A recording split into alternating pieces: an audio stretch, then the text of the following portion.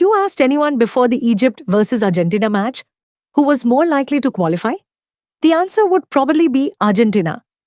And if you asked why, they'd simply say, it's Argentina, the world champions, and they have Messi. But interestingly, people were saying almost the exact same thing before Argentina faced Cape Verde. In the end, Argentina needed a full 111 minutes to save themselves from elimination. And that leads us to a completely different question. Instead of asking whether Egypt can beat Argentina, we should ask, what does Egypt need to do to repeat what Cape Verde did and came just minutes away from achieving? The first thing we need to understand is that this match is different from every other game Egypt has played in the tournament. Because you're not just facing a stronger team, you're facing a team that's used to pressure, used to knockout football, and used to being the favorite. But at the same time, this Argentina side is not without flaws. They didn't win the title yesterday morning. On the contrary, the Cape Verde match was a very clear warning sign. Against Cape Verde, Argentina completed more than 800 passes. Their possession reached incredible numbers, exceeding 90% for long stretches of the match. Almost the entire game was played in one half of the field. But here's the surprise. None of that was enough to secure qualification in 90 minutes. Cape Verde scored twice, held on until after the 110th minute, and forced the world champions to endure one of their toughest nights of the tournament. That's exactly the point Egypt should focus on before this match. Cape Verde didn't enter the game trying to compete with Argentina in possession.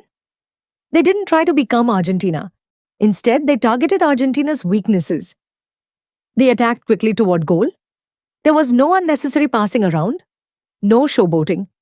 There was only one objective: reach the goal as quickly as possible. And that's something Egypt can do if they stick to the plan. But before thinking about how to beat Argentina, Egypt has to think about how to stop them. And that brings us to the most important point of the entire match: the central areas. Argentina love to play through the middle. Messi likes to receive the ball between the lines. McAllister likes to move in the space between midfield and defense. Enzo Fernandez loves to break defensive lines with vertical passes. That's why the biggest mistake Egypt could make would be leaving spaces in the middle of the pitch. Egypt have to completely shut down the central areas. They have to force Argentina to play wide and push the ball toward the flanks. Let them deliver crosses, but don't allow the passing lanes they love through the middle. Because the most dangerous version of Argentina is the one that finds its players between the lines. That's why the real battle isn't Salah versus Messi. The real battle will most likely be fought in midfield. This is where Marwan Attia and Mohamed Lashin become so important. Mohamed Lashin's return from suspension could be one of the biggest boosts for Egypt ahead of this match, because Egypt will need a player who reads the game well and constantly closes down spaces. Alongside Marwan Attia, Egypt could do something extremely important: suffocate Argentina's midfield. Imagine Enzo Fernandez receiving the ball. The moment he controls it, Marwan Attia is right on him. If he tries to turn, Mohamed Lashin is already blocking the passing lane. And if he looks to play it to McAllister, he finds no space. The idea isn't to stop them from touching the ball. The idea is to make every single touch difficult. If we can't make the game easier for ourselves, then we have to make it harder for them. But the midfield battle isn't the responsibility of Marwan Attia and Mohamed Lashin alone. That's a very important point, because many people think stopping Argentina is only the job of the holding midfielders. In reality, it's much bigger than that.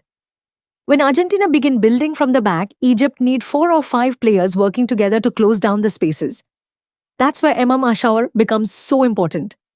He's one of Egypt's best players when it comes to pressing and running without the ball. In matches like this, a player's value isn't just about what he does in possession. It's also about how many times he forces the opponent to play an easier pass or go backward. The same applies to Zizou. If Egypt decide to defend in a medium or low block, he'll have an important defensive role. He won't just be a winger waiting for a counterattack. Instead, he'll need to track back, close the half spaces, and constantly help his fullback. That's crucial because Argentina love creating numerical overloads on the flanks before attacking through the middle. Now that we've talked about how to stop Argentina, we have to ask another question. How do you hurt them? This brings us to a clear weakness in Argentina's defense. Argentina are very strong when defending in front of their backline. Christian Romero is one of the best defenders in the world in one-on-one situations. But the problem isn't when he's facing a striker directly. The problem comes when he's forced to run toward his own goal, when a fast attacker breaks into the space behind him. The same applies to Nicolas Otamendi or any other defender who might play. They have strength and experience, but speed over long distances isn't the strongest weapon of Argentina's backline. That's exactly the weakness Cape Verde exposed more than once. Every time Argentina committed numbers forward, spaces opened up behind their defense, and that's where Omar Marmoush could become one of Egypt's biggest weapons in this match. Marmoush has the kind of pace that worries any defense, and if he gets space behind Romero or any Argentine defender, he can turn a single attack into a clear scoring opportunity. And of course, we can't talk about Egypt's attack without mentioning our legend, Mohamed Salah. Salah's presence alone forces any defense to think twice before pushing too far forward. Argentina know as well as anyone that any ball reaching Salah in open space can quickly become a major problem. And that brings us to a very important question. What does Argentina fear about Egypt? A lot of people talk about what Egypt should fear from Argentina. But the truth is that Argentina have reasons to be concerned as well. The first reason is Egypt's speed in transition. The second is having a player of Mohamed Salah's caliber. And the third is that Egypt are entering this match with almost no real pressure. Because if Egypt are eliminated, most people will simply say they lost to the world champions. But if Argentina are eliminated, it would be a worldwide shock and a massive embarrassment. That means the real pressure is on Argentina. And with every minute that passes, while the score remains level, that pressure will continue to grow. Now let's imagine how this match could unfold. The first 15 minutes will be the most dangerous period of the game. Argentina will try to strike early. They'll look for a quick goal. They'll try to force the match into the rhythm they want. That's why the opening 15 minutes are more important for Egypt than anything else. No conceding an early goal, no rushing forward, no unnecessary excitement. Every minute that passes without an Argentine goal is a victory for Egypt. And if the match reaches the 20th or 25th minute, with the score still 0-0, the pressure will gradually begin to shift onto the Argentine side. Now, what if Egypt score first? Then the team has to be smart, because the biggest mistake they could make would be dropping completely into defense. Spending an entire hour defending against a team like Argentina is an enormous risk. The better approach is to defend in an organized way while continuing to threaten on the counter-attack. Argentina must keep feeling that Omar Marmoush and Mohamed Salah can punish them at any moment.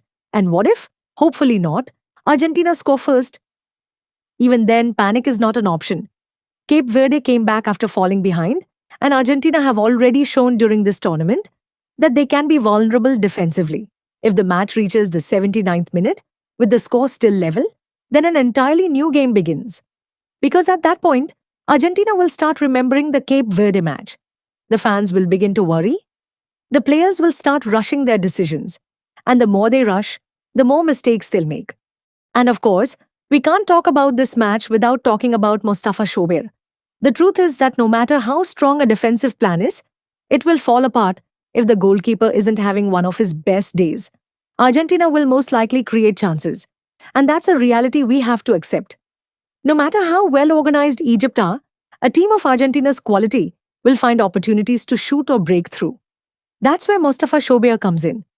The Egyptian goalkeeper doesn't need to make 20 miraculous saves.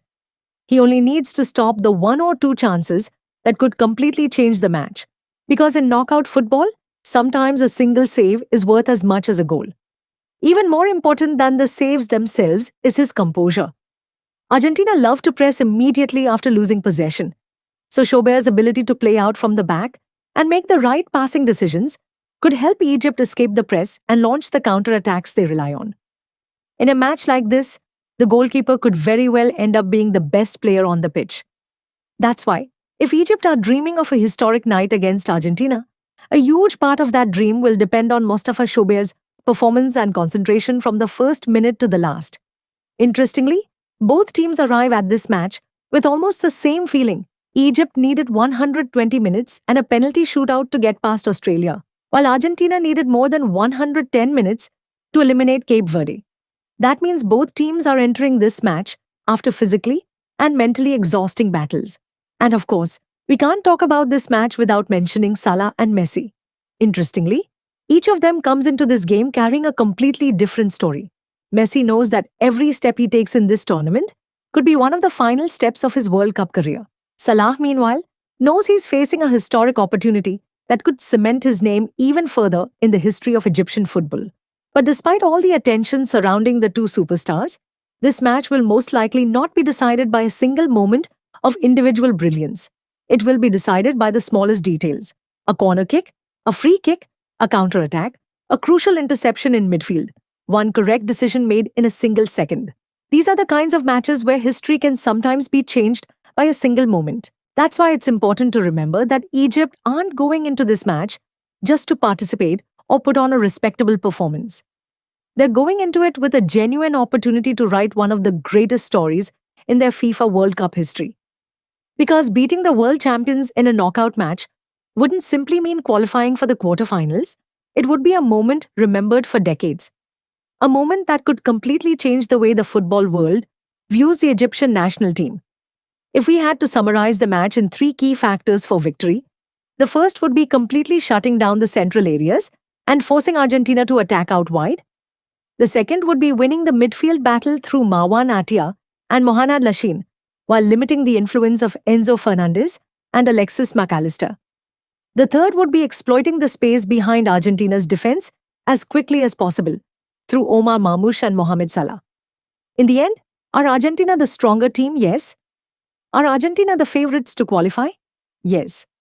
But Cape Verde proved that Argentina are a team that can be beaten.